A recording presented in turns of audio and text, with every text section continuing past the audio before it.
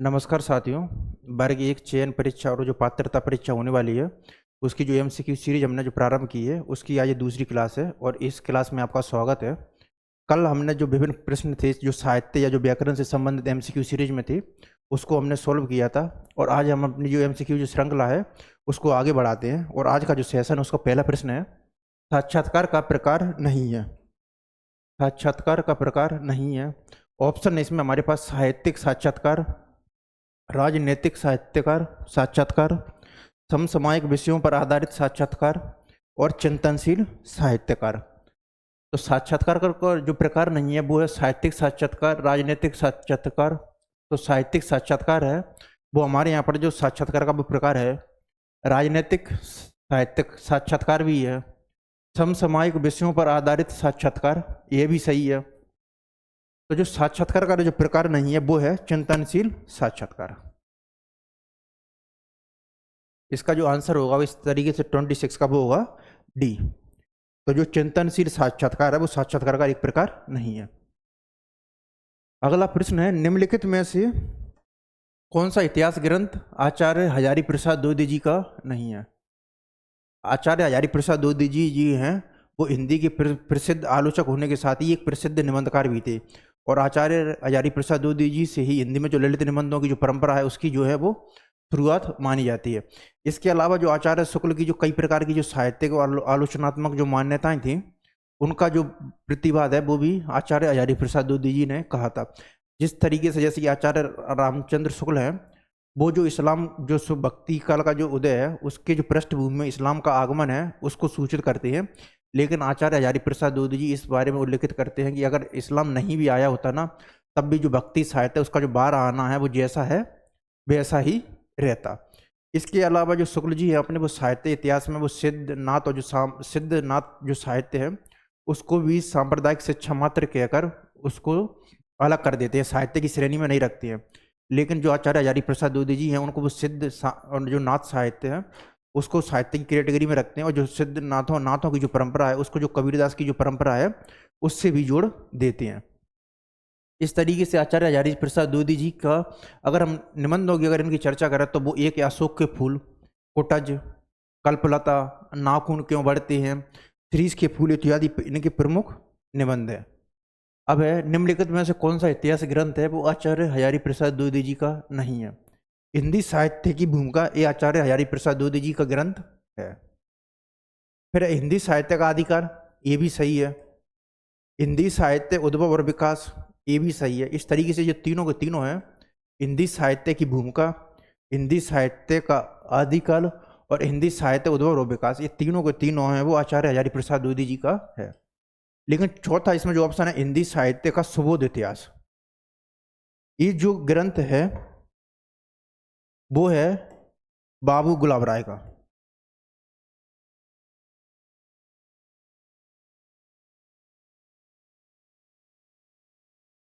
बाबू गुलाब राय हैं वो द्विवेदी युग के प्रमुख आलोचक होने के साथ ही निबंधकार भी रहे हैं। द्विवेदी युग के निबंधकार और एक गद्य आलोचक रहे हैं। इनकी अगर प्रमुख अगर कृतियों की अगर चर्चा करें तो इनकी एक बड़ी महत्वपूर्ण कृति है वो है इनकी आत्मकथा है वो है मेरी असफलताएं। इनकी जो कि आत्मकथा है मेरी असफलताएं। इसके अलावा अगर इनकी निबंधों की अगर हम चर्चा करें तो उसमें एक है ठलुआ क्लब और फिर निराशा क्यों, ये इनकी जो महत्वपूर्ण है वो निबंध है। एक है ठलुआ क्लब और फिर निराश क्यों इत्यादि इनके प्रमुख निबंध है। और इनकी जो आत्मकथा है उसका नाम है मेरी असफलता। ये द्विवेदी युग के जो प्रमुख महत्वपूर्ण जो गद्यकार हैं वो रहे हैं। और इसके साथ इन्होंने एक पुस्तक साहित्य इतिहास की पुस्तक भी लिखी है वो है हिंदी साहित्य का सुबोध इतिहास। अगला प्रश्न है, निम्नलिखित में से किस कवि से संबंधित व्यवहारिक आलोचना का ग्रंथ है आचार्य रामचंद्र शुक्ल ने नहीं लिखा है। निम्नलिखित में से किस कवि से संबंधित व्यवहारिक आलोचना ग्रंथ वो आचार्य रामचंद्र शुक्ल ने नहीं लिखा है। तो आचार्य रामचंद्र शुक्ल वो हिंदी के प्रमुख एक आलोचक रहे हैं और इन्होंने जो साहित्य है साहित्य में साथ ही लोक मंगल की अवधारणा के साथ ही जो लोक मंगल और जो रसवाद है उसको सामंजस्य को प्रतिपादित किया इन्होंने। लोक मंगल प्लस रसवाद का जो सामंजस्य है वो इनकी आलोचना के केंद्र बिंदु में है। लोक मंगल प्लस रसवाद का सामंजस्य, रसवाद का सामंजस्य इनकी केंद्र में है। और इनका जो प्रमुख जो साहित्य इतिहास ग्रंथ है वो हिंदी साहित्य का इतिहास, जो कि 1929 में प्रकाशित हुआ था। हिंदी साहित्य का इतिहास।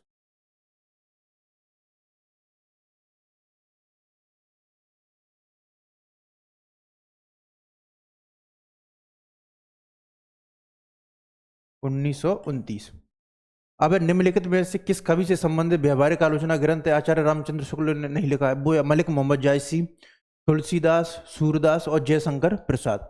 तो हमारे इसमें जो ऑप्शन है मलिक मोहम्मद जायसी, तो मलिक मोहम्मद जायसी के लिए उन्होंने एक व्यवहारिक आलोचना ग्रंथ भी लिखा था और उसका नाम ही था जायसी।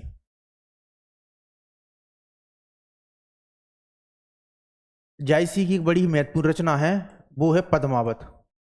पद्मावत में आचार्य रामचंद्र शुक्ल ने जो नागमती का विरह वर्णन है उसकी काफी प्रशंसा की है। नागमती विरह वर्णन। और ये जो नागमती जो विरह वर्णन है उसका जो वर्णन किया गया वो किया गया है 12 मासा पद्धति में। 12 मासा पद्धति में।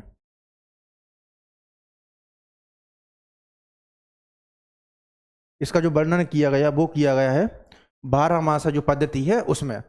इसके साथ ही उन्होंने आचार्य रामचंद्र शुक्ल ने लिखा है कि नागमती का जो विरह वर्णन है वो हिंदी साहित्य की एक अद्वितीय वस्तु है। उन्होंने लिखा है कि जो नागमती का जो विरह वर्णन है वो हिंदी साहित्य की अद्वितीय वस्तु है।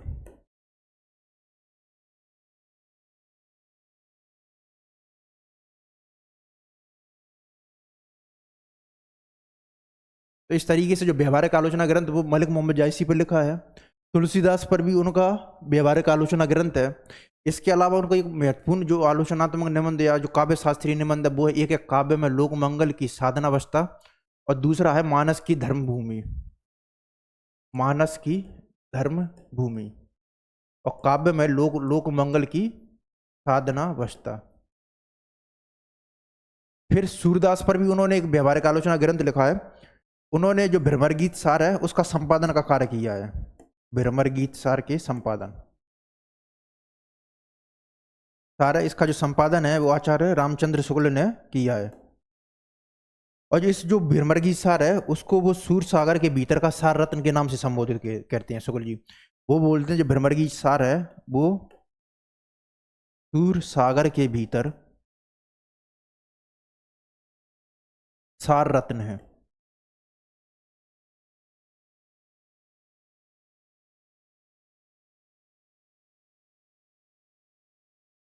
सूर सागर के भीतर वो सार रत्न है। फिर अगला ऑप्शन है जयशंकर प्रसाद, तो ये बिल्कुल सही है। इन पर है शुक्ल जी ने कोई व्यवहारिक आलोचना ग्रंथ नहीं लिखा है। जयशंकर प्रसाद पर जो व्यवहारिक आलोचना ग्रंथ लिखे गए हैं वो लिखे गए हैं नंद दुलारे वाजपेयी के द्वारा। किसके द्वारा लिखे गए हैं? वो लिखे गए हैं नंद दुलारे वाजपेयी के द्वारा। नंद दुलारे वाजपेयी। और ये जो नंद दुलारे वाजपेयी हैं वो छायावाद के प्रमुख आलोचक होने के साथ साथ एक सौष्ठववादी हैं, वो आलोचक रहे हैं। और इन्होंने जो छायावाद की जो 3 वृत्ति रही है निराला, पंत और प्रसाद, उन तीनों के ऊपर उन्होंने आलोचनात्मक ग्रंथ लिखा है। और उन्होंने जयशंकर प्रसाद के ऊपर भी एक आलोचनात्मक ग्रंथ लिखा है जिसका नाम है जयशंकर प्रसाद। इसके अलावा उन्होंने महाकवि निराला और सुमित्रा नंदन पंत पर भी आलोचनात्मक पुस्तकें हैं वो लिखी हैं नंद दुलारे वाजपेयी ने। इस तरीके से इसका हमारा जो आंसर होगा वो हुआ जयशंकर प्रसाद। अगला प्रश्न है द्वितीय युगीन काव्य की जो विशेषता है वो क्या नहीं है? तो द्वितीय युग का जो नामकरण है वो आचार्य महावीर प्रसाद द्वितीय जी हैं, उनके नामकरण पर किया गया है। उनकी जो शख्सियत थी और इनका जो व्यक्तित्व था उतना वो प्रभावशाली था कि उन्होंने जो काव्य के क्षेत्र, जो लोकन के क्षेत्र है उसमें जो विभिन्न प्रकार के जो गद्यकार कवि है उनको प्रोत्साहन और प्रोत्साहित किया। इसके साथ ही जो भाषा और व्याकरण का एक जो समन्वित रूप है या जो भाषा और व्याकरण का जो एक परिनिष्ठित और जो मानक रूप है उसको स्थापित करने में भी महावीर प्रसाद द्विवेदी जी का प्रमुख योगदान रहा है। और ये जो द्विवेदी योगिन काव्य है इसका जो वर्ष है या जो काल है वो सामान्यतः 1900 से लेकर 1918-20 तक माना जाता है। अब है द्विवेदी योगिन काव्य की जो विशेषता नहीं है, इसमें हमें देखना है विशेषता नहीं है, इस पर गौर करने वाली बात है। तो द्विवेदी योगिनी जो काव्य की विशेषता नहीं है तो इसमें देश प्रेम की भावना है वो बिल्कुल नजर आएगी, क्योंकि ये जो काव्य है द्विवेदी योगिनी काव्य है उसमें भारतीय स्वतंत्रता आंदोलन भी चल रहा था, तो उसके समानांतर रचा जाता है। और ऐसा कोई भी काव्य या साहित्य नहीं होता कि जिसमें कि जो अपने समाज और जो देश की अभिव्यक्ति ना हो। तो अतः यह स्वाभाविक है कि जब स्वतंत्रता आंदोलन चल रहा है तो लोगों में राष्ट्रीय भावना या जो देशभक्ति की भावना उसको जागृत करने का काव्य द्विवेदी योगिनी काव्य के द्वारा किया जाता है। तो इसमें जो देश प्रेम की भावना है वो नजर आएगी। इसमें जो सबसे महत्वपूर्ण जो रचना मानी जाती है वो है मैथिली शरण गुप्त की भारत भारती, जिसने देश प्रेम की भावना जगाने का बड़ा ही महत्वपूर्ण कार्य किया था, मैथिली शरण गुप्त की भारत भारती गुप्त जी। और ये जो है वो नव जागरण से एक प्रेरित रचना है।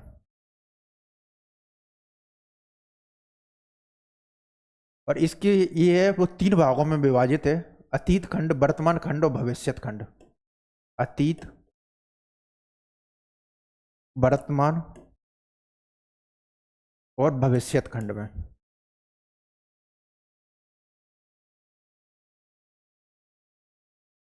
फिर है खड़ी बोली में काव्य रचना, ये जो ऑप्शन है वो भी सही है, क्योंकि जो द्विवेदी युग है तो द्विवेदी युग में एक प्रकार का भाषाई द्वैत नजर आता है आपको। यहाँ पर जो भाषाई द्वैत है वो नजर इस प्रकार से आता है कि जो गद्य का जो क्षेत्र है उसमें तो सामान्यतः खड़ी बोली को अपनाया जा रहा था, लेकिन जो काव्य रचना है वो ब्रज भाषा में किया जा रहा था। इस तरीके से यहाँ पर आपको एक भाषाई द्वैत नजर आएगा, गद्य है तो वो खड़ी बोली में लिखा जा रहा है और पद्य है वो नजर आ रहा है आपको ब्रज भाषा में। तो एक भाषाई द्वैत है वो भारतेंदु युग में नजर आता है। और कई कवि या जो लेखक हुए उन्होंने बोला था कि जो खड़ी बोली है वो काव्य जो लिखने के लिए वो उपयुक्त नहीं है, लेकिन महावीर प्रसाद द्विवेदी जी के कारण या उनकी जो प्रतिभा से प्रभावित होकर खड़ी बोली में भाषाई जो द्वैत है वो समाप्त हो जाता है और यहाँ पर आपको भाषाई अद्वैत नजर आता है, भाषाई अद्वैत। और जो खड़ी बोली को है गद्य और पद्य दोनों के रूप में अपना लिया जाता है, खड़ी बोली को गद्य और पद्य दोनों की भाषा है वो स्वीकार कर लिया जाता है। तो ये जो दूसरा ऑप्शन है वो बिल्कुल सही है। फिर इसके बाद है थर्ड ऑप्शन, ये बिल्कुल नारी के प्रति जो सम्मान भावना है वो बिल्कुल नजर आती है। इसमें जो विधवाओं की जो समस्या है या महिलाओं की जो सती प्रथा वगैरह की जो समस्या है या उनकी जो दुर्दशा है उसका जो चित्रण है वो नजर आता है। जैसे कि द्विवेदी योगिनी काव्य उसकी महत्वपूर्ण पंक्ति है कि कौन करे जो नहीं कसकत है, सुनी विपत्ति बाल विधवन की। तो इसके अलावा जो विभिन्न प्रकार के जो कवि या जो गद्यकार हुए हैं उन्होंने जो नारी की जो जीवन की समस्याएं हैं उन पर अपनी जो लेखनी है वो चलाई है। बौद्धिकता की जो प्रतिष्ठा है वो इस काव्य में है वो नजर नहीं आएगी। तो ये जो ऑप्शन है वो बिल्कुल सही है, बौद्धिकता की जो प्रतिष्ठा है वो द्विवेदी योगिनी काव्य की विशेषता नहीं है। ये जो आंसर है इसका होगा डी इस तरीके से। अगला प्रश्न है, निम्नलिखित में से कौन सा कवि द्विवेदी युग से संबंधित नहीं है? द्विवेदी युग से संबंधित है वो कौन सा कवि है वो नहीं है। हमारे पास इसमें ऑप्शन है नाथूराम शर्मा शंकर, अयोध्या सिंह उपाध्याय हरिओद, श्रीधर पाठक और नरेंद्र शर्मा। तो हमारे पास जो पहला ऑप्शन है वो है नाथूराम शर्मा शंकर। तो ये जो द्विवेदी युग के जो कवि हैं उसके प्रमुख कवि है नाथूराम शर्मा शंकर। इनकी एक बड़ी ही महत्वपूर्ण रचना है वो है गर्भरंडा रहस्य।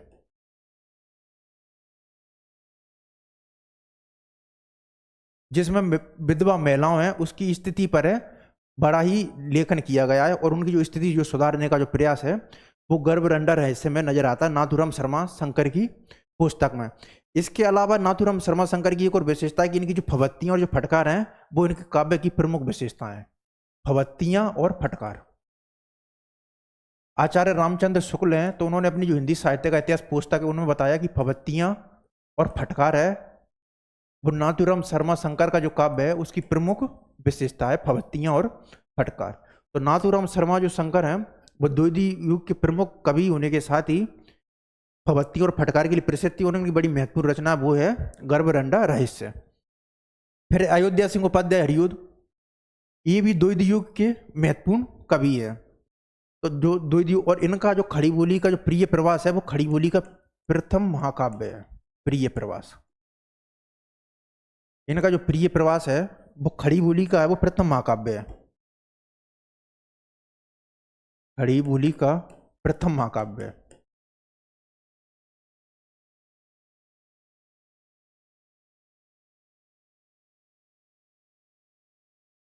और ये जो टोटल है वो 17 सर्गों में विभाजित है।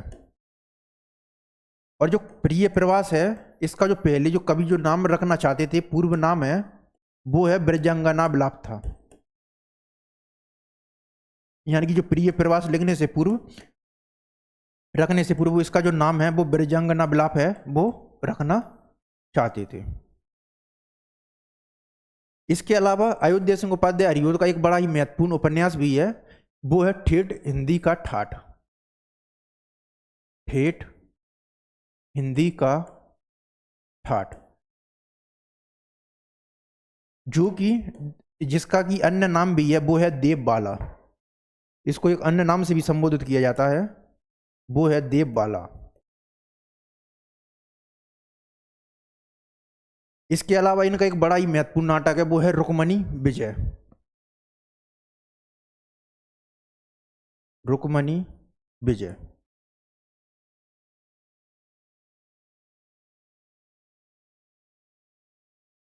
इस तरीके से हमारे ये दो ऑप्शन है, तो ये दोनों द्वैध युग के प्रमुख कवि हैं, से संबंधित हैं। फिर है श्रीधर पाठक। द्वैध युग में आपको दो प्रकार की काव्य धाराएं वो नजर आती हैं, एक तो द्वैध युग, और इसी के साथ ही द्वैध युग में एक और काव्य धारा निकलती है, इसको बोलते हैं स्वच्छंदतावादी काव्य धारा। तो ये जो स्वच्छंदतावादी काव्य धारा है, इसमें जो प्रकृति का जो बड़ा ही मार्मिक चित्रण करने के साथ ही जो सहज अनुभूति है उसका वर्णन किया जाता है। तो शुक्ल जी बोलते हैं कि जो स्वच्छंदतावाद है उसके जो जनक हैं वो स्वच्छंदतावाद के जनक है, सच्चे स्वच्छंदतावाद के जनक हैं ये, शुक्ल जी के अनुसार।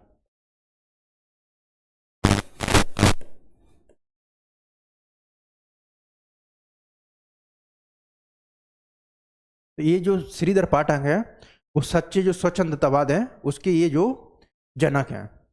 तो ये जो द्वैध युग के से संबंधित है। इसके अलावा इसका जो आंसर होगा वो होगा नरेंद्र शर्मा, क्योंकि जो नरेंद्र शर्मा है वो द्वैध युग से संबंधित नहीं है। ये जो नरेंद्र शर्मा है इनका जो संबंध है वो छायावाद और नवगीतकार आंदोलन से रहा है। छायावाद से और नवगीत आंदोलन से, इनसे इनका जो संबंध है वो रहा है। इस तरीके से हमारा जो आंसर होगा द्वैध युग से संबंधित नहीं है, वो है श्रीधर पाठक। श्रीधर पाठक है वो हिंदी साहित्य में जो सच्ची स्वच्छंदतावाद है या ट्रू रोमांटिसिज्म है उसके ये जो प्रवर्तक हैं वो माने जाते हैं। अगला प्रश्न है,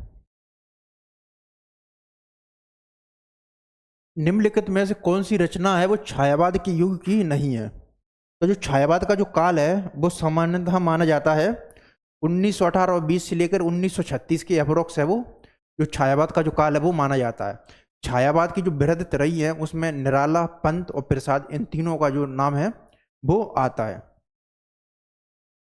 अब इनमें से कौन सी रचना है वो छायावाद की नहीं है। तो जो निहार जो रचना है वो है महादेवी वर्मा की। तो ये तो छायावाद की युग की है, महादेवी वर्मा। और जो महादेवी वर्मा की अगर अन्य काव्य कृतियों की रचना करें तो वो है रश्मि, नीरजा, निहार, सांध्य गीत और दीपशिखा। तो महादेवी वर्मा छायावाद की एक प्रमुख कवित्री होने के साथ उनकी अगर काव्य कृतियों की चर्चा करें तो वो है रश्मि, नीरजा, निहार, रश्मि और सांध्य गीत। रश्मि, नीरजा, निहार और सांध्य गीत और दीपशिखा। इसके अलावा इनके जो काव्य में अन्य जो तीनों कवि हैं उनकी तुलना में जो आपको जो रहस्यवाद की जो भावना है वो भी नजर आएगी। रहस्यवाद की भावना, और इनको आधुनिक युग की मीरा है उसके नाम से भी संबोधन किया जाता है महादेवी वर्मा को। फिर है परिमल। ये जो परिमल जो रचना है वो है सूर्यकांत त्रिपाठी निराला की।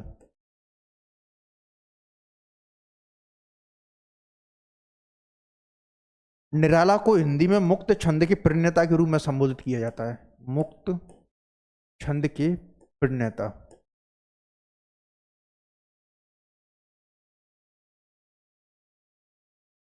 तो जो पुस्तक है परिमल है, उसकी वो भूमिका है, उसमें वो लिखते हैं कि मनुष्यों की मुक्ति की ही तरह कविता की भी मुक्ति होती है। मनुष्यों की जो मुक्ति है वो स्वतंत्र, जो परतंत्रता के बंधन है उनसे मुक्त हो जाना है, तो वहीं कविता की जो मुक्ति है वो छंदों के बंधन से मुक्त हो जाना है। इस तरीके से छायावादी जो काव्य आंदोलन है उसमें जो पंत की जो पल्लव पुस्तक के साथ ही निराला की जो परिमल पुस्तक है उसका भी बड़ा महत्वपूर्ण योगदान है।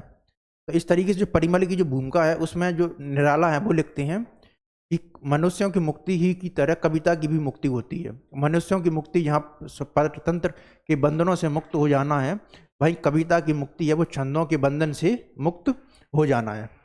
इसके अलावा जो निराला की अगर काव्य संग्रह की बात करें तो उसमें है परिमल, गीतिका, अनामिका, तुलसीदास और कुकुरमुत्ता इत्यादि। उनकी अगर काव्य कृतियों काव्य संकलन की बात करें तो वो उनमें आती है अनामिका, परिमल, गीतिका, तुलसीदास और कुकुरमुत्ता। इनकी अगर महत्वपूर्ण अगर रचनाओं की चर्चा करें, जूही की कली जो कि पहली वो है वो रचना मानी जाती है। इसके अलावा राम की शक्ति पूजा और तुलसीदास, कुकुरमुत्ता इत्यादि, बादल राग, जागो फिर एक बार इत्यादि इनकी जो है महत्वपूर्ण रचनाएं। फिर है लहर। ये जो लहर है ये है जयशंकर प्रसाद का काव्य। इनकी एक अन्य महत्वपूर्ण रचना वो है कामायनी।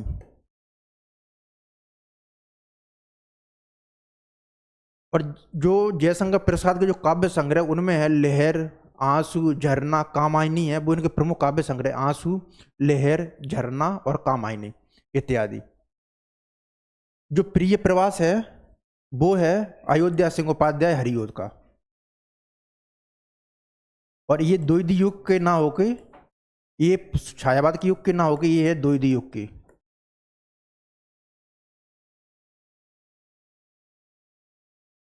इस तरीके से इसका जो आंसर होगा वो होगा प्रिय प्रवास। और जो प्रिय प्रवास है वो आधुनिक युग जो खड़ी बोली है, खड़ी बोली का जो आधुनिक युग है उसका प्रथम महाकाव्य है। ये 17 सर्गों में विभाजित है और उसका जो पहले नाम है वो हरिओद जी वो रखना चाहते थे, ब्रजंगना विलाप। और ये जो महाकाव्य है उसकी जो शुरुआत है वो बड़ाई प्रकृति जो वर्णन है वो बड़े मार्ग रूप से होती है। उसका जो वर्णन इस प्रकार है, दिवस का अवसान समीप था, गगन था कुछ लोहित हो चला। अब अगला प्रश्न है हमारा, इस तरीके इसका जो आंसर होगा वो होगा प्रिय प्रवास, जो कि द्वितीय युग के हैं और इनका छायावाद से संबंध नहीं है। अगला प्रश्न है, कोष्टक में दिया गया कौन सा विकल्प है वो व्युत्पदक चिन्ह है? तो इसका जो आंसर होगा ये तो नहीं है, ये भी नहीं है, ये भी नहीं है। तो व्युत्पदक जो चिन्ह की जो श्रेणी है या जो क्रमानुसार उसमें आता है वो है ये डी ऑप्शन है वो हमारा है वो सही है। अगला प्रश्न है, कौन सी भाषा भारतीय संविधान की जो 8वीं अनुसूची है उसमें शामिल नहीं है? भारतीय संविधान जब बना था तो उसमें जो 8वीं अनुसूची थी उसमें जो प्रारंभ में 14 भारतीय भाषाएं उसको शामिल किया गया था, 14 भाषाओं को संविधान की 8वीं अनुसूची में।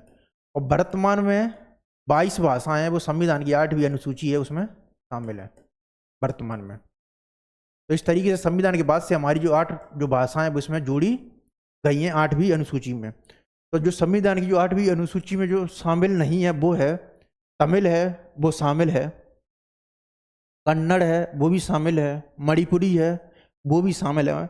इसमें जो भोजपुरी जो भाषा है वो शामिल नहीं है। इसलिए जो भोजपुरी जो भाषा है उसको कई बार संविधान की जो 8वीं अनुसूची है उसमें शामिल होने की जो मांग है वो उठती रहती है। अगला प्रश्न है कि जो बाला बुदनी मासिक पत्रिका के जो संपादक थे वो कौन थे? अगर आप देखेंगे तो भारतेंदु युग, द्वितीय युग और जो छायावाद जो युग है उसमें जो विभिन्न जो मासिक जो पत्रिकाएं हैं या जो साप्ताहिक जो पत्रिकाएं हैं उनका संपादन का कार्य किया जाता था।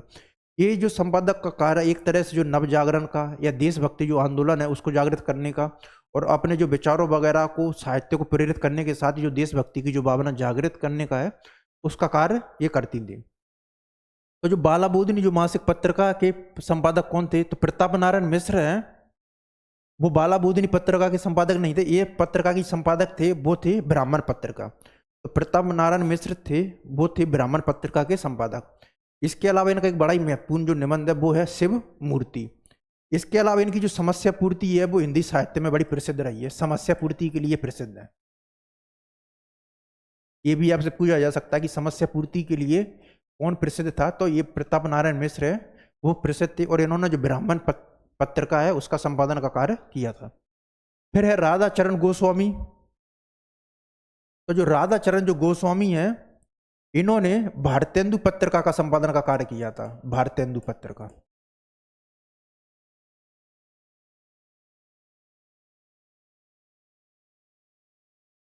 फिर है ठाकुर जगमोहन सिंह।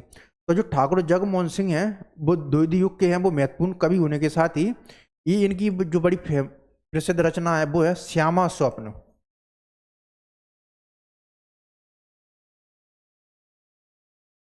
जिसमें जो गांव की जो माधुर्य है उसके जो सौंदर्य का चित्रण किया गया है, गांव के सौंदर्य का चित्रण श्यामा स्वप्न में।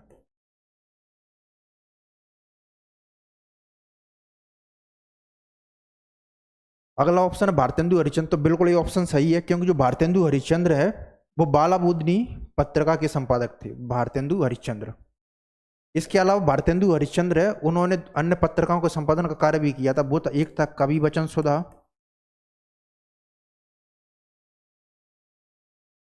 और एक और था हरिश्चंद्र पत्रिका।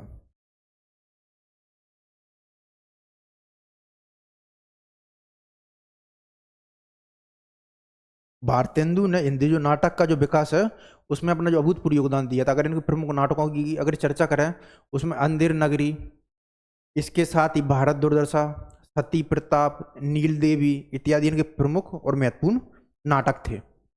अब तो इस तरीके से जो बालाबुदनी मासिक पत्रिका है उसके जो संपादन का कार्य वो किया था भारतेंदु हरिश्चंद्र ने, और हरिश्चंद्र पत्रिका और कवि वचन सुधा इनकी अन्य पत्रिकाएं थी। प्रताप नारायण मिश्र ने ब्राह्मण पत्रिका का संपादन का कार्य किया था, और ये अपने जो समस्या पूर्ति है उसके लिए प्रसिद्ध थे। कौन सा उपन्यास है वो जीवनी परक नहीं है? ये बहुत ही अच्छा प्रश्न है कि कौन सा इसमें जो उपन्यास है वो जीवनी परक नहीं है। तो जो खंजन नयन है वो खंजन नयन है, वो एक जीवनी परक उपन्यास है, और इसके जो लेखक हैं वो है अमृतलाल नागर। खंजन नयन अमृतलाल नागर। और ये जो सूरदास के जो जीवन है उस पर आधारित है, अमृतलाल नागर का उपन्यास सूरदास के जीवन पर आधारित है ये। तो इस तरीके से ये खंजन नयन है वो तो एक जीवनी परक उपन्यास है जो कि अमृतलाल नागर का है, और ये जो सूरदास के जीवन है उस पर आधारित है। मानस का अंश ये भी अमृतलाल नागर का ही है।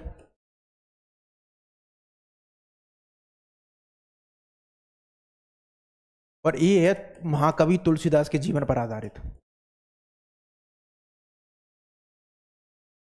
तो इस तरीके से जो शुरू के दोनों उपन्यास है वो महाकवि सूरदास और तुलसीदास दोनों के जीवन पर आधारित हैं, खंजन नयन और मानस का अंश। पहला जो गिरमटिया है इसके जो लेखक हैं वो हैं गिरिराज किशोर, गिरिराज किशोर। और ये महात्मा गांधी के दक्षिण अफ्रीका के जीवन वृत्तांत पर आधारित है। महात्मा गांधी दक्षिण अफ्रीका, ये जो घटना है और उनके जो दक्षिण अफ्रीका का जो जीवन है उस पर आधारित है। पहला गिरमटिया गिरिराज किशोर का। इसके पश्चात भूले बिसरे चित्र, ये बिल्कुल किसी के जीवन पर आधारित नहीं है, और यही है वो इसका सही आंसर है। और ये जो भूले बिसरे चित्र है ये है भगवती चरण वर्मा का।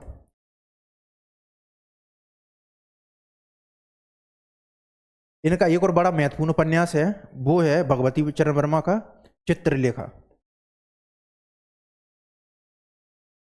इसके अलावा अगर इनके काव्य संग्रह की बात करेंगे, क्योंकि इन्होंने जो गद्य के साथ ही पद्य में भी महत्वपूर्ण योगदान दिया था, ये तो इनका जो काव्य संग्रह वो है मधुकर और प्रेम संगीत। तो भगवती चरण वर्मा के दो उपन्यास हैं, भूले बिसरे चित्र और चित्रलेखा। जो कि चित्रलेखा वो पाप पुण्य की जो अवधारणा है उस पर आधारित है। चित्रलेखा पाप पुण्य की जो अवधारणा है उस पर आधारित है ये। और इनके जो काव्य संग्रह उसका जो नाम है वो है मधुकर और प्रेम संगीत। अगला प्रश्न है, निम्नलिखित में से जो सही विकल्प है वो नहीं है। तो जो गलत विकल्प है हमको देखना है। वाक्यम रसात्मक काव्यम, ये आचार्य विश्वनाथ का कथन है, ये बिल्कुल सही है। रसयुक्त वाक्य ही काव्य है, ये आचार्य विश्वनाथ का कथन है। रसात्मक वाक्यम काव्यम बिल्कुल सही है। फिर रमणीयार्थ प्रतिपादक शब्द काव्यम, पंडित जगन्नाथ का, ये बिल्कुल सही है। तो रसात्मक वाक्यम काव्यम विश्वनाथ का ये जो कथन है वो बिल्कुल सही है। फिर है रमणीयार्थ प्रतिपादक शब्द काव्यम, पंडित राज जगन्नाथ, बिल्कुल सही है। शब्दार्थो सहितो काव्यम भामा, ये भी सही है। शब्दार्थो सहितो काव्यम भामा, ये भी सही है। ननु शब्दार्थो काव्यम, ये गलत है, ये भट्ट लोलाट का नहीं है। ये जो कथन है वो है रुद्रट का। नन्नु शब्दार्थो काव्यम, तो ये जो कथन है वो है रुद्रट का। तो वाक्यम रसात्मक काव्यम वो है विश्वनाथ का। रमणीयार्थः प्रतिपादक शब्द काव्यम पंडित राज जगन्नाथ का। शब्दार्थो सहितो काव्यम भामहा का। और नन्नु शब्दार्थो काव्यम वो है रुद्रट का, ना कि भट्ट लोलट का। अगला प्रश्न है, सरस्वती पत्रिका है उसके जो प्रथम जो संपादक है वो कौन थे? तो जो सरस्वती पत्रिका है उसने जो 19वीं शताब्दी जो 20वीं शताब्दी की जो शुरुआत है उसको हिंदी साहित्य को गति देने के साथ ही भाषा और व्याकरण का जो स्वरूप है उसको स्थापित करने में बड़ा ही इसका महत्वपूर्ण योगदान था सरस्वती पत्रिका का। इसकी जो शुरुआत है तो जो प्रथम जो संपादक थे, तो इसमें जो ऑप्शन है वो है महावीर प्रसाद द्विवेदी जी। ये तो गलत है, क्योंकि महावीर प्रसाद द्विवेदी जी ने इसके संपादक का कार्य किया था 1930 से लेके 1920 तक। और जबकि सरस्वती पत्रिका उसकी जो शुरुआत के जो संपादक मानी जाती वो मानी जाती 1900 से। प्रताप नारायण मिश्र नहीं, इसकी शुरुआत में राजा लक्ष्मण सिंह भी नहीं। ये इसके जो आंसर वो है बाबू श्याम सुंदर दास हैं, वो इसके प्रथम जो सरस्वती पत्रिका उसके संपादक थे, बाबू श्याम सुंदर। और महावीर प्रसाद द्विवेदी जी ने इसके जो संपादक का कार्य किया था वो किया था 1903 से लेके 1920 में। बाबू श्याम सुंदर दास ने हिंदी भाषा और साहित्य के साथ जो व्याकरण है उसको दिशा देने में महत्वपूर्ण भूमिका है। इसके अलावा इनका एक महत्वपूर्ण ग्रंथ है बाबू श्याम सुंदर दास का, वो है हिंदी कोविद रत्नमाला। हिंदी कोविद रत्नमाला, जो कि लेखकों के जीवन वृत्तांत, लेखकों या कवियों के जो जीवन वृत्तांत है उस पर आधारित है। और ये 2 भागों में प्रकाशित है, 2 भागों में प्रकाशित है।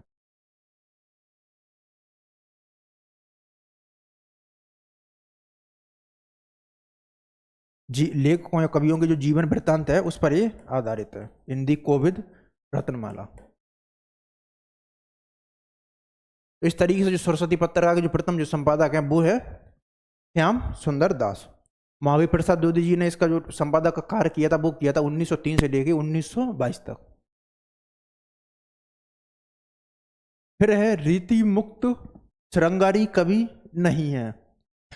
तो जो हिंदी का जो मध्य काल है उसको जो काल है वो सामान्यतः 1350 से लेके 1650 तक का जो काल है वो माना जाता है, हमारा है वो भक्ति काल का जो समय है वो माना जाता है।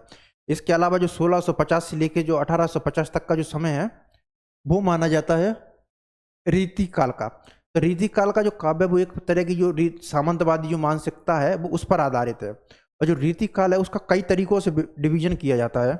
रीति काल का वो है, रीति काल का जो डिवीजन है वो इस तरीके से है,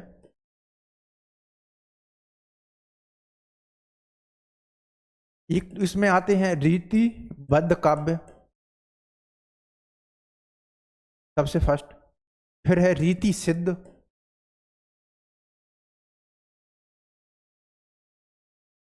तत्पश्चात आते हैं रीति मुक्त, और अंत में आता है इसका जो डिवीजन है वो किया गया है रीति इतर काव्य।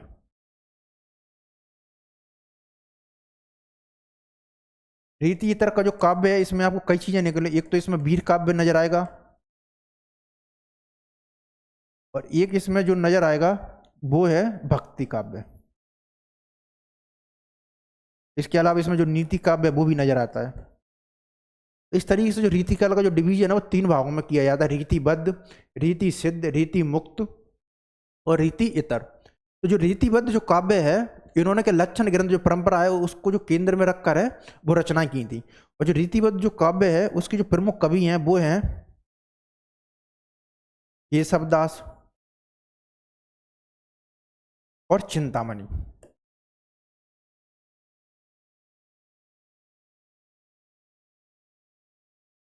फिर जो रीति सिद्ध है उसमें उन्होंने जो लक्षण ग्रंथ परंपरा है उसको तो ध्यान में रखकर परंपरा नहीं की, और उन्होंने लक्षण जो ग्रंथ परंपरा उसका जो प्रतिपादन है वो नहीं किया। हालांकि उनकी जो रचना है वो लक्षण ग्रंथों को देखकर ध्यान में रख, जो नियम है उनको ध्यान में रखकर लिखी गई है। इसमें जो आते हैं वो आते हैं बिहारी और सेनापति। रीति मुक्त काव्य को स्वच्छंदतावादी काव्य उस नाम से भी जाना जाता है, और इसमें जो कवि हैं वो हैं घनानंद, आलम, बौद्धा और ठाकुर। इन कवियों ने किसी प्रकार का जो दरबारी जीवन है ना उसको जो दबाव में रखकर अपनी कविता नहीं लिखी हैं, बल्कि अपनी जो सहज जीवन की जो अनुभूतियां हैं या जो अनुभूति की जो प्रामाणिकता उसको ध्यान में रखकर कविता लिखी हैं। इसलिए ये जो कवि जो रीति मुक्त कवि हैं वो रीति काल में काफी महत्वपूर्ण माने जाते हैं। घनानंद, आलम, बौद्धा और ठाकुर ये जो रीति मुक्त कवि हैं उसके प्रमुख कवि हैं। अब क्वेश्चन है हमारा कि जो रीति मुक्त श्रृंगारी कवि नहीं है, तो बौद्धा हैं वो बिल्कुल रीति काल में शामिल है। इसके अलावा जो बौद्धा की जो प्रमुख रचना है वो है बृह बारिश और इसके नामा। ये ध्यान में रखने वाली बात है, बौद्धा की जो रचना है वो है बृह बारिश और इसके नामा। तत्पश्चात ठाकुर ये भी रीति मुक्त काव्य में शामिल है। इनकी रचना है ठाकुर ठसक और ठाकुर शतक और ठाकुर शतक। जो ठाकुर का जो काव्य है वो मुहावरे और लोकोक्तियों के लिए जीवंत अभिव्यक्ति है, उसके लिए काफी प्रसिद्ध रहा ठाकुर का काव्य। इसके अलावा जो आलम है, आलम ये भी रीति मुक्त काव्य में है और इनकी बड़ी रचना है प्रसिद्ध है वो है आलम केली।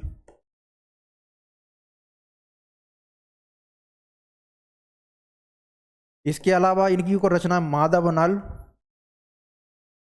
काम कंदला। तो आलम की दो प्रसिद्ध रचनाएं रही हैं। तो बौद्धा की जो रचना है वो बृह बारिश और इसका नाम है, रीति काल के कवि हैं। ठाकुर की जो रचना है वो ठाकुर ठसक और ठाकुर शतक ये भी रीति मुक्त के कवि हैं। आलम ये भी रीति मुक्त के कवि हैं, आलम आलम कीली और माधव नाल, काम कंदला। इसके अलावा जो सेनापति हैं वो मैंने जैसे भी आपको उल्लेख किया है, ये हैं जो रीति सिद्ध जो काव्य हैं उसके रीति सिद्ध।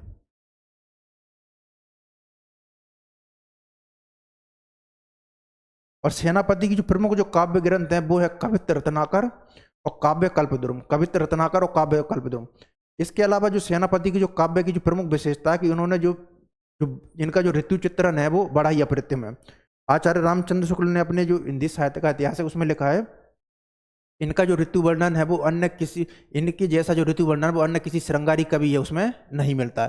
तो सेनापति की उन्होंने प्रशंसा करते हुए लिखा है कि इनका जैसा ऋतु वर्णन है वो किसी अन्य श्रृंगारी कवि के काव्य में नहीं मिलता है। ये प्रमुख रीति सिद्ध कवि हैं। और इसके अलावा इनकी जो रचना है वो है कवित्र रत्नाकर और काव्य कल्पद्रुम। कवित्र रत्नाकर जो काव्य है उसका जो चौथा और जो पांचवा जो अध्याय है उसमें कुछ जो भक्ति वगैरह के पद हैं वो भी आपको मिलते हैं। उसमें जो राम वगैरह का जिक्र है, जो भक्ति के पद हैं वो भी आपको नजर आएंगे। इसलिए इनको जो राम भक्ति काव्य धारा है उसमें भी आचार्य रामचंद्र शुक्ल ने शामिल किया है कवित्र रत्नाकर और काव्य कल्पद्रुम। तो कवित्र रत्नाकर में कुछ भक्तिपरक दोहे भी हैं, इसके कारण उनको राम भक्ति काव्य धारा है उसमें भी शामिल किया जाता है। एक और इंटरेस्टिंग बात है कि जो रीतिकाल का जो काव्य है या इसको जो मानने की जो शुरुआत है वो कहाँ से होती है। तो जो केशवदास है, केशवदास वैसे सामान्यतः सहमति है कि जो केशवदास हैं वो रीतिकाल के प्रवर्तक हैं, लेकिन आचार्य रामचंद्र शुक्ल हैं वो चिंतामणि से रीतिकाल की शुरुआत मानते हैं और इनके सपोर्ट में है बच्चन सिंह और बाकी जो सभी हैं वो केशवदास से रीतिकाल की शुरुआत मानते हैं। केशवदास की एक बड़ी महत्वपूर्ण रचना है वो है रामचंद्र का। और रामचंद्र का के जो संवाद है उसकी काफी प्रशंसा है आचार्य रामचंद्र शुक्ल ने की है और उन्होंने बोला कि इनका जो अंगद रावत संवाद है वो तुलसी के अंगद रावत संवाद से कहीं ज्यादा बेहतर है। तो इस तरीके से रीतिमुक्त श्रृंगारी कवि नहीं है वो है हमारे सेनापति। अगला प्रश्न है निम्नलिखित में से कौन सा युग्म सुमेलित नहीं है। इससे पिछला प्रश्न जो हमने किया था उसी से ये क्वेश्चन सॉल्व होगा हमारा। तो रीति मुक्त कवि ये आलम बिल्कुल है, इनकी रचना है आलम कीली और माधव नल कामकंदला। फिर है रीति सिद्ध कवि, मैंने इससे जिक्र किया था इससे पहले कि बिहारी और सेनापति इसमें शामिल है। फिर है राम भक्ति काव्य धारा, बिल्कुल ये सही अग्रदास है। अग्रदास की ख्याति इसलिए भी है क्योंकि जो राम भक्ति काव्य धारा है वो सामान्यतः लोक मंगलवाद या जो उदात्त भूमि है उसको लेकर चलती है, लेकिन जो अग्रदास हैं इन्होंने जो श्रृंगारी जो काव्य है, जो श्रृंगारी जो परंपरा है वो राम भक्ति काव्य धारा है उसमें समन्वित करने का प्रयास किया था। इसलिए जो अग्रदास है, और ये अग्र अली है उसको नाम से भी कविताएं अपना नाम लेते थे। अग्रदास की ये अग्र अली, वही राम भक्ति काव्य धारा में जो श्रृंगार परंपरा है उसको प्रभावित करने का कार्य इन्होंने किया था। फिर प्रेम मार्गीय काव्य धारा केशवदास, ये ऑप्शन है वो बिल्कुल गलत है। जिस तरीके से रीति काल का हमने डिवीजन किया था उसी तरीके से भक्ति काल का जो डिवीजन है वो दो भागों में किया जाता है। एक उसका डिवीजन किया जाता है निर्गुण काव्य धारा और सगुण काव्य धारा। तो निर्गुण काव्य धारा का डिवीजन है वो दो भागों में किया जाता है, एक किया जाता है ज्ञानाश्रयी काव्य धारा और दूसरा किया जाता है प्रेम मार्गीय और सूफी काव्य धारा। उसके अलावा जो सगुण काव्य धारा है उसका डिवीजन दो भागों में किया जाता है, राम भक्ति काव्य धारा और कृष्ण भक्ति काव्य धारा। मैं आपसे फिर एक बार रिपीट कर देता हूँ। तो भक्ति काल का जो डिवीजन बनेगा वो दो तरीके से बनता है, मैं आपको बता देता हूँ। भक्ति काल, सर्वप्रथम इसका जो डिवीजन होगा वो होगा दो भागों में, निर्गुण और सगुण। निर्गुण काव्य धारा और सगुण काव्य धारा। फिर निर्गुण काव्य धारा में इसका जो डिवीजन है वो दो भागों में होगा, एक है ज्ञान मार्गीय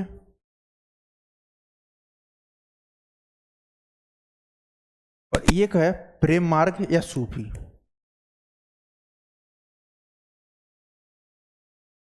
जो सगुण है उसका डिवीजन है वो दो भागों में होता है, राम भक्ति काव्य धारा और कृष्ण भक्ति काव्य धारा में। तो जो ज्ञान मार्ग है उसमें आते हैं कबीर और रैदास। ज्ञान मार्गीय वाले में कबीर, रैदास, नानक, वो सब हैं वो इसमें आएंगे। और प्रेम मार्गीय जो सूफी काव्य धारा है उसमें आते हैं जायसी इत्यादि कवि आते हैं इसमें। जायसी हैं वो प्रेम मार्गीय जो सूफी काव्य धारा उसके प्रमुख कवि हैं। राम काव्य धारा में तुलसीदास और कृष्ण जो काव्य धारा है उसमें मीराबाई, सूरदास और जो अष्टछाप के कवि हैं वो शामिल किए जाते हैं। तो प्रेम मार्गीय काव्य धारा में जायसी शामिल है, ना कि रैदास। इसी को सूफी, जो रैदास हैं वो आ जाएंगे ज्ञान मार्गीय में। इसके अलावा जो रैदास हैं इनको जो ज्ञान मार्गीय और जो प्रेम मार्गीय है उसके बीच का सेतु भी माना जाता है, लेकिन हमारे पास ये ऑप्शन है तो इसमें जो ऑप्शन बनेगा वो बनेगा डी। रैदास की जो ख्याति वो प्रमुख रही है, उन्होंने जो समाज में ऊंच नीच या जो जातिगत विषमता है या जो समाज में जो भेदभाव है उसको समाप्त करने की दिशा में काफी प्रयास किया था। इसके अलावा भक्ति काल के आपको जितने भी कवि मिलेंगे उनका जो लोक जीवन या लोक संस्कृति से जुड़ाव होने के साथ ही उन्होंने मानवतावाद है उसको प्रतिपादित किया है। और रैदास का जो एक प्रमुख दोहा है, मन चंगा तो कटौती में गंगा, इसके अलावा एक प्रभु तुम चंदन हम पानी। तो जो प्रभु तुम चंदन हम पानी में उनका जो ईश्वर से जो जुड़ाव की जो तन्मयता या जो लगाव है वो देखते ही बनता है, प्रभु तुम चंदन हम पानी। इसके अलावा इनका जो संत रैदास है इसका इनका एक बड़ा ही महत्वपूर्ण कॉन्सेप्ट है, वो है बेगमपुरा।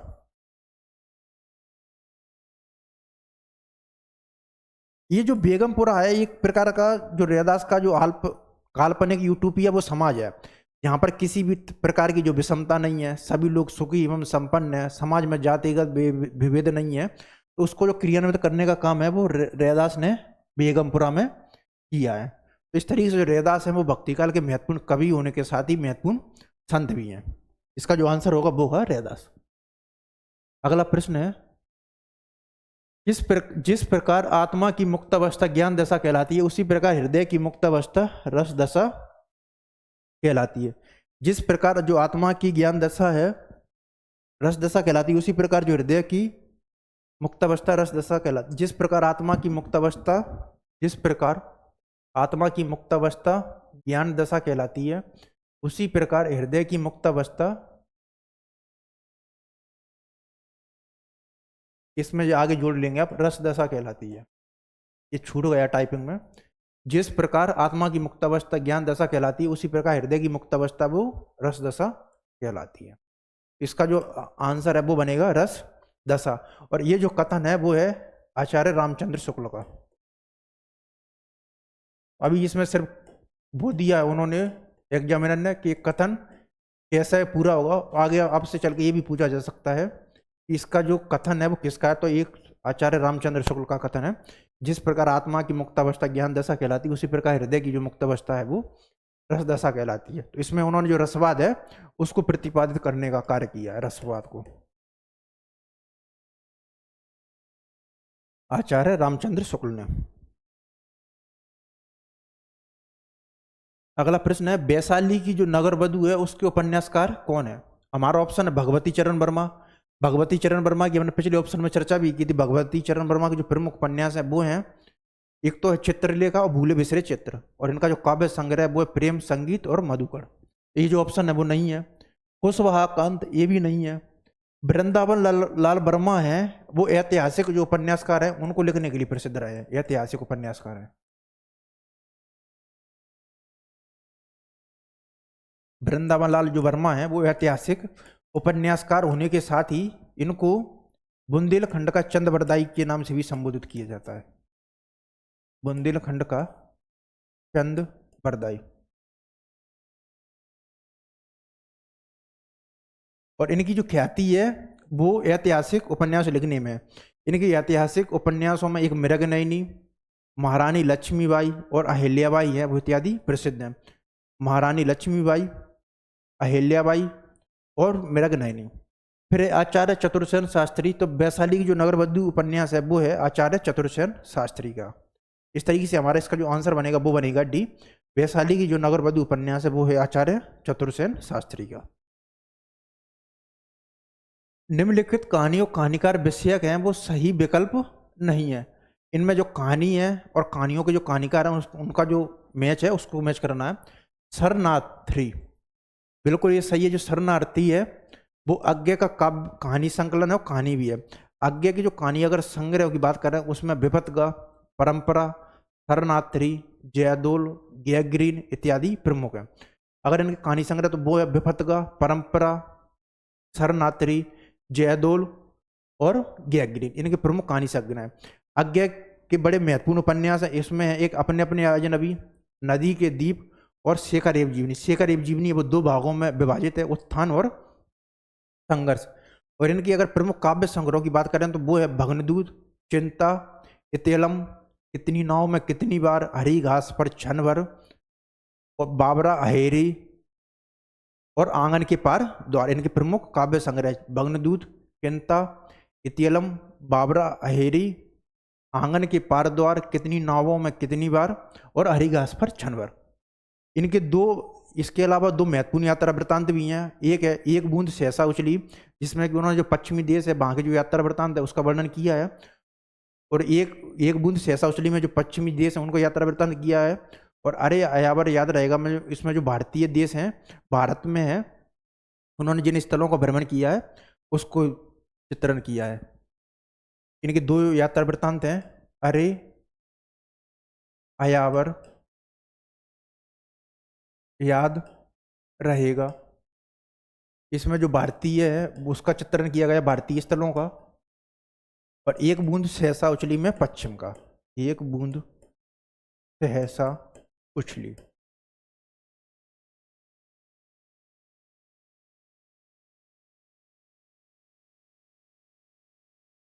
फिर हैं पाजेब, ये बिल्कुल सही है, ये जैनेन्द्र का कहानी संग्रह है।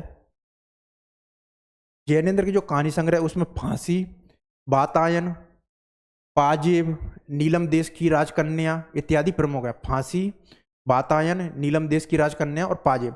इनके जो उपन्यास हैं उनमें अगर देखें परख, सुनीता, विवर्त, त्यागपत्र और कल्याणी और मुक्तिबोध इनके प्रमुख उपन्यास। और इसके अलावा ये जो मनोवैज्ञानिक जो कहानीकार है इन दोनों में शामिल है। अज्ञे और जैनेन्द्र की खासियत ये है कि ये दोनों मनोवैज्ञानिक कथाकारों में सम्मिलित हैं। मनोवैज्ञानिक कथाकार अज्ञे और जैनेन्द्र दोनों। फिर हैं पाजेब, ये बिल्कुल सही है, जैनेन्द्र का कहानी संग्रह है। जैनेन्द्र की जो कहानी संग्रह है उसमें फांसी, वातायन, नीलम देश की राजकन्या इत्यादि प्रमुख है। फांसी, वातायन, नीलम देश की राजकन्या और पाजेब। इनके जो उपन्यास हैं उनमें अगर देखें परख, सुनीता, विवर्त, त्यागपत्र और कल्याणी और मुक्तिबोध इनके प्रमुख उपन्यास। और इसके अलावा ये जो मनोवैज्ञानिक कथाकारों में सम्मिलित हैं। अज्ञे और जैनेन्द्र की खासियत ये है कि ये दोनों मनोवैज्ञानिक कथाकारों में सम्मिलित हैं। मनोवैज्ञानिक कथाकार अज्ञे और जैनेन्द्र दोनों। फिर पर्दा, यशपाल, ये भी सही है। यशपाल का अगर अन्य महत्वपूर्ण उपन्यासों की चर्चा करें तो उसमें एक इनका बड़ा महत्वपूर्ण उपन्यास है, दो उपन्यास, एक है दिव्या और एक है झूठा सच। झूठा सच है वो दो भागों में संकलित है, वतन का देश और देश का भविष्य। दिव्या और झूठा सच यशपाल के, दिव्या और झूठा सच, जो कि दो भागों में है। फिर है फेंस की इधर उधर और हरिशंकर प्रसाद। ये जो ऑप्शन है वो बिल्कुल गलत है, क्योंकि जो फेंस की जो इधर उधर है, ये जो कहानी संग्रह वो है ज्ञान रंजन का। इनकी बड़ी महत्वपूर्ण कहानी है फेंस की इधर उधर में जो संकलित है वो है पिता कहानी। फिर हरिशंकर परसाई। अगर हरिशंकर परसाई वो हिंदी की प्रमुख व्यंग्यकार रहे हैं, और इनकी जो प्रमुख अगर रचना उनकी बात करें, एक है सदाचार का ताबीज, एक है सदाचार का ताबीज, ठठुरता हुआ गणतंत्र। प्रमुख इनकी जो रचना है वो है सदाचार का ताबीज, ठठुरता हुआ गणतंत्र, रानी नागफनी का सपना इत्यादि हैं वो प्रमुख है।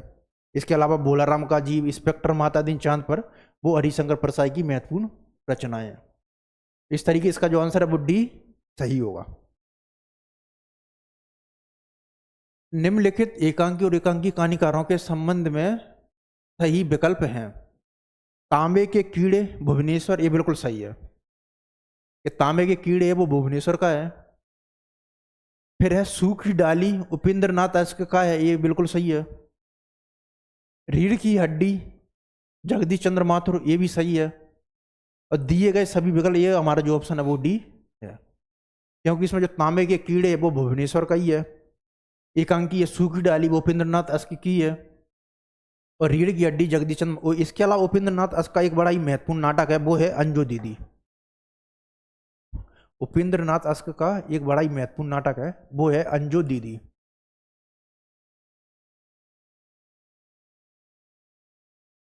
जगदीश चंद्र माथुर हैं वो प्रमुख नाटककार हुए हैं हिंदी में, और इनके अगर नाटकों की चर्चा करें उसमें एक है पहला राजा,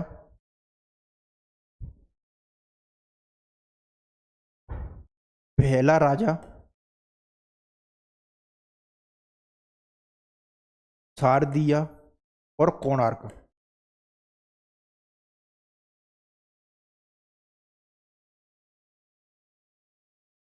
पहला राजा, शारदिया और कोणार्क। दरअसल में होता क्या है कि जो हिंदी में जो नाट्य जो विकास है उसमें जयशंकर प्रसाद का प्रमुख योगदान है, लेकिन जयशंकर प्रसाद के नाटकों के बारे में यह धारणा है कि उनके जो नाटक है वो रंगमंच के योग्य नहीं है, क्योंकि उन्होंने अपने नाटकों में जिस प्रकार की जो घटनाओं का जो वर्णन किया है वो रंगमंच या अभिनय के योग्य नहीं है। इस तरीके से जो जयशंकर प्रसाद के दौर में जो नाटकों का जो लेखन है, जो रंगमंच है, उन दोनों के बीच विभेद उत्पन्न हो जाता है। उस विभेद को जो समाप्त करने का जो काम है वो जगदीश चंद्र माथुर के जो नाटक है उन्होंने किया है। इनके जो नाटक वो रंगमंच के अनुकूल है।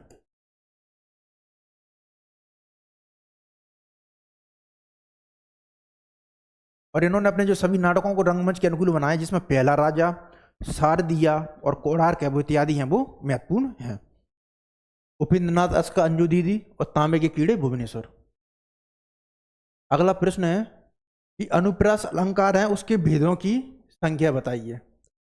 अनुप्रास अलंकारों के जो अलंकार होते हैं, आचार्य दंडी के अनुसार जो अलंकार की उन्होंने परिभाषा दी है वो है काव्य शोभाकरण धर्मान अलंकारान प्रयच्छते। काव्य शोभाकरण धर्मान अलंकारान प्रयच्छते, ये आचार्य दंडी के अनुसार अलंकार की परिभाषा, यानी कि जो काव्य की जो शोभा बढ़ाने वाले गुण या धर्म है वो अलंकार कहलाते हैं। अलंकार हैं वो दो टाइप के होते हैं, एक होते हैं शब्द अलंकार और एक होते हैं अर्थ अलंकार। शब्द अलंकार और अर्थ अलंकार। शब्द अलंकार है और अर्थ अलंकार है। तो जो अनुप्रास है वो आते हैं शब्द अलंकार में। इसके अलावा जो शब्द अलंकार में अनुप्रास के अलावा यमक, वक्रोक्ति और श्लेष को शामिल किया जाता है।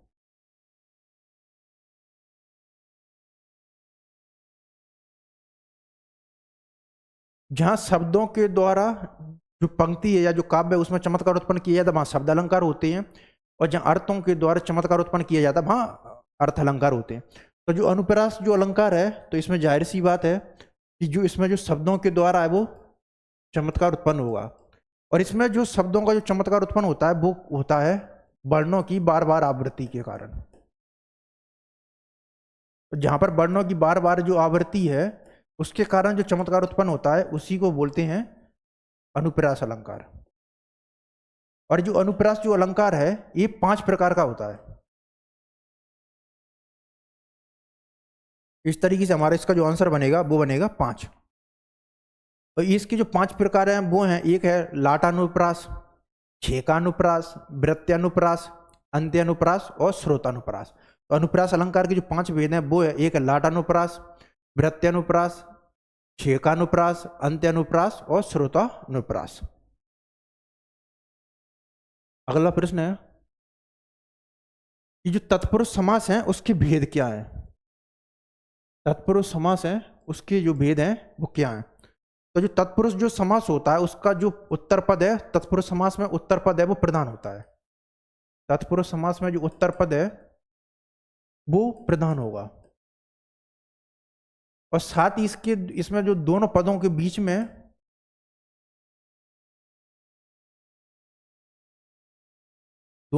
बीच में जो परसर्ग और विभक्ति चिन्ह है उनका लोप हो जाता है। परसर्ग या जो विभक्ति चिन्ह है उनका लोप हो जाता है। परसर्ग या जो विभक्ति चिन्ह है उनका है लोप हो जाता है। तो तत्पुरुष समास में जो उत्तर पद है वो प्रधान होने के साथ ही दोनों पदों के बीच में जो परसर्ग या जो विभक्ति चिन्ह है उसका लोप हो जाता है। जैसे कि एक उदाहरण है पथभ्रष्ट। पथभ्रष्ट तो इसका जो बनेगा वो बनेगा पथ से भ्रष्ट। तो इसमें से है उसका जो लोप हो जाएगा, इसका है वो लोप हो जाएगा। इसके अलावा माखन चोर, माखन को चुराने वाला, तो को चुराने वाला, को माखन को चुराने वाला, तो इसमें जो को है उसका है वो लोप हो जाएगा। और जो तत्पुरुष समास के जो भेद माने जाते हैं वो माने जाते हैं 6। तो इस तरीके से तत्पुरुष समास है उसमें उत्तर पद प्रधान होने के साथ ही परसर्ग और जो विभक्ति चिन्ह है उसका लोप हो जाता है। और इसका जो भेद है तत्पुरुष समास के वो माने जाते हैं 6। अगला प्रश्न है जो तार सप्तक है उसके जो संपादक है वो कौन है। नलिन बिलोचन शर्मा ये नहीं है। गजानन माधव मुक्तिबोध है ये प्रथम जो तार सप्तक है उसमें शामिल थे। प्रथम जो तार सप्तक है उसमें ये शामिल थे। इसके अलावा जो मुक्तिबोध हैं इनके जो अगर काव्य संग्रह है, 2 काव्य संग्रह इनके प्रकाशित हुए थे। एक है चांद का मुंह टेढ़ा और भूरी भूरी खाक धूल। चांद का मुंह टेढ़ा और भूरी भूरी खाक धूल इनकी जो प्रमुख जो काव्य कृतियां हैं उसमें एक ब्रह्मराक्षस है वो बड़ी महत्वपूर्ण है, एक है भूल गलती और एक है अंधेरे में। फिर है मदन बादशाह, इन्होंने भी नहीं। तो इनका जो सही आंसर वो तार सप्तक के जो संपादक थे वो थे सच्चिदानंद हीरानंद बादशाह अज्ञ। सच्चिदानंद हीरानंद बादशाह ने 19 और जो तार सप्तक का जो प्रकाशन किया गया था वो किया गया था 1943 में अज्ञ द्वारा। दरअसल बात यह है कि जो पहला जो सप्तक है उसी को तार सप्तक बोला जाता है। हिंदी साहित्य में जो टोटल जो सप्तकों की जो संख्या है वो 4 है। तो जो पहला जो तार सप्तक है उसका जो संपादन का कार्य है वो किया गया था 1943 में। दूसरा है वो हुआ था 1951 में। तीसरा है वो किया गया था 1959 में। और जो फोर्थ है वो किया था 1979 में या 1979 में। तो जो पहले है उसी को बोलते हैं तार सप्तक और उसके बाद जो भी बनते हैं उनको बोलते हैं सप्तक।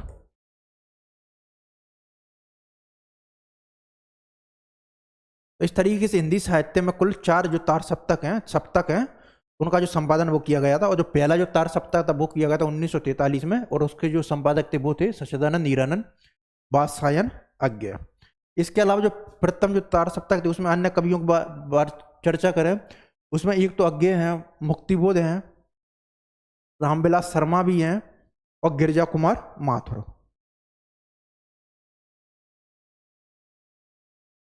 अब है इसमें बिजली का जो पर्यायवाची है वो नहीं है। तो बिजली का जो पर्यायवाची है वो नहीं है क्षण प्रभा, सौदामिनी, चपला और रश्मि रेखा। तो क्षण प्रभा है वो बिजली का पर्यायवाची है, सौदामणि भी है, चपला भी है इसमें जो रश्मि रेखा है वो बिजली का जो पर्यायवाची है वो नहीं है।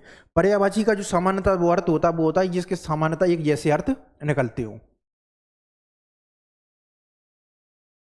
अगला प्रश्न है, निम्नलिखित में से जो विलोम शब्द युग्म है वो कौन सा नहीं है? विलोम शब्द युग्म है वो खोजना है इसमें। तो पहला ऑप्शन है बहु और अल्प, ये बिल्कुल सही है।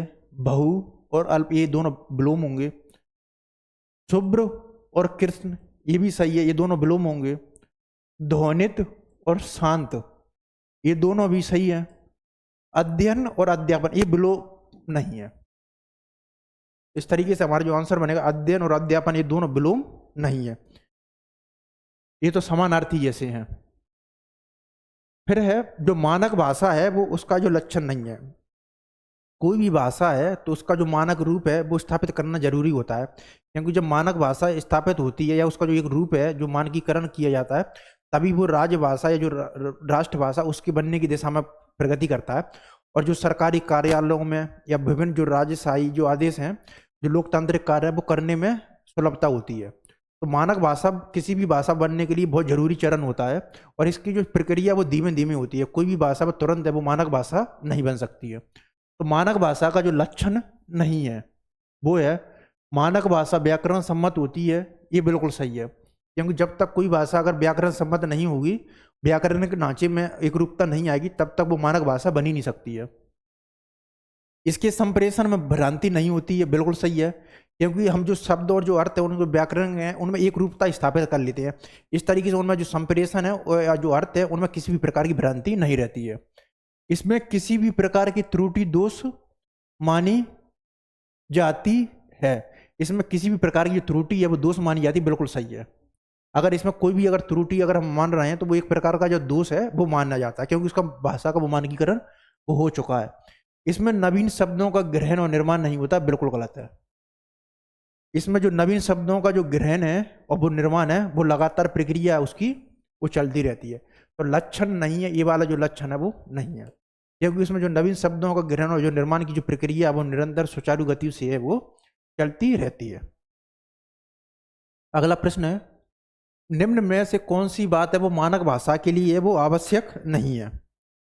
निम्न में से कौन सी बात है वो मानक भाषा के लिए आवश्यक नहीं है? तो कोई भी भाषा है वो जीवंतता होती है उसमें मौजूद, यानी कि वो अपने समय के साथ परिस्थितियों के अनुसार अपना जो रूप है या उसमें जो जीवंतता है वो मानक भाषा के लिए वो आवश्यक होती है। तो जीवंतता होना जरूरी है। मानकीकरण है वो मानकीकरण भी जरूरी है, क्योंकि अगर वो मानक नहीं होगा तो समस्या पैदा होगी, भाषा में एकरूपता वो आ ही नहीं पाएगी। फिर है व्याकरण सम्मत, बिल्कुल व्याकरण सम्मत होती है। व्याकरण सम्मत मानकीकरण और उनमें एकरूपता स्थापित करना मानक भाषा का प्रमुख लक्षण या चरण है। फिर आंचलिकता का पुट उसमें नहीं होता है, क्योंकि जो आंचलिक जो तत्व होते हैं, जो आंचलिक जो भाषा होती है वो अलग होती है और जो मानक भाषा है उसमें अलग होती है। आंचलिकता में उसका जो अर्थ है वो कई बार भिन्न भिन्न स्वरूप में होता है, लेकिन जो मानक भाषा होती है उसका जो अर्थ और जो शब्द है वो बिल्कुल समान रहते हैं। तो किसी भी जो मानक भाषा के लिए जो आवश्यक नहीं है वो है आंचलिकता, और बल्कि जो जरूरत पड़ती है वो पड़ती है एक रूपता की। तो इस तरीके इसका जो आंसर बनेगा वो बनेगा आंचलिकता है वो मानक भाषा के लिए वो आवश्यक है, वो बिल्कुल भी नहीं है। तो आज का हमारा जो सेशन है वो यहीं पर समाप्त करते हैं। धन्यवाद।